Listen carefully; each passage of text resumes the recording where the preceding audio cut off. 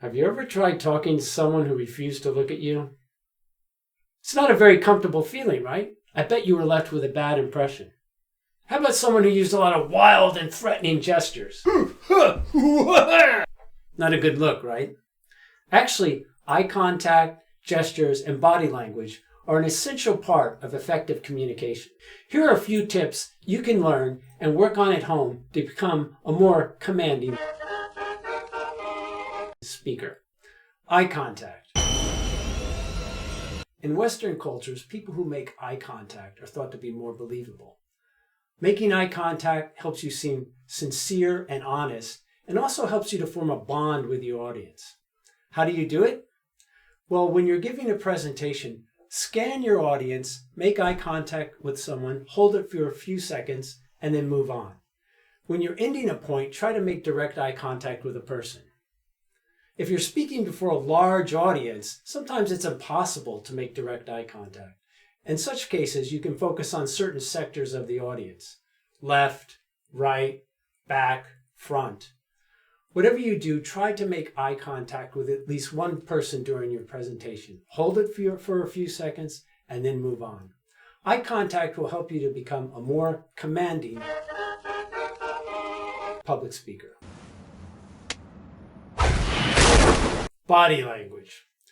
Audience evaluation of your body language starts the moment you approach the lectern or podium. Stand tall, walk with confidence, turn, face the audience, and begin your speech. What do you do with your hands? Well, if you aren't using notes, your hands should just hang naturally at your sides. That way they'll be ready to be used for gestures. What not to do? Don't put your hands behind your back, because this signifies you are hiding something. Don't fold your arms across your chest, because this signifies you are closed to communication. Don't put your hands in front of your privates, because this signifies you are reluctant. And don't put your hands on your waist, because this signifies pride or boastfulness. Overall, remember to present your whole body well. Stand straight up, feet slightly apart, hands loosely at your sides, and look directly at the audience. What about gestures?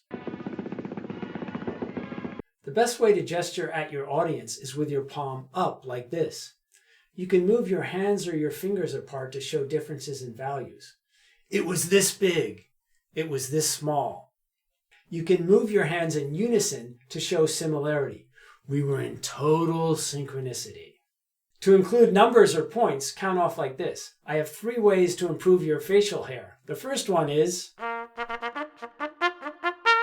The best way to make gestures are with your arms slightly apart from your body at about elbow height. To mark a point, hit your palm with your fist. You can use head movements too.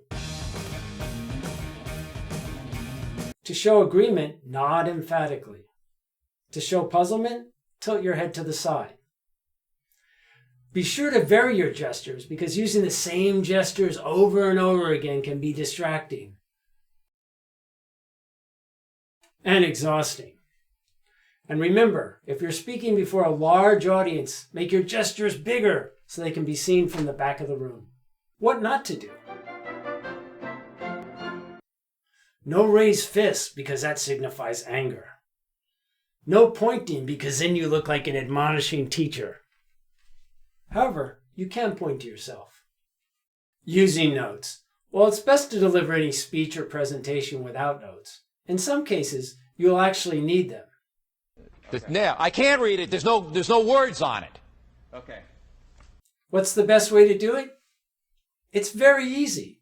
All you have to remember is always look at the audience when you are speaking. When you have notes, just remember this 3-step process. Read, look, and speak.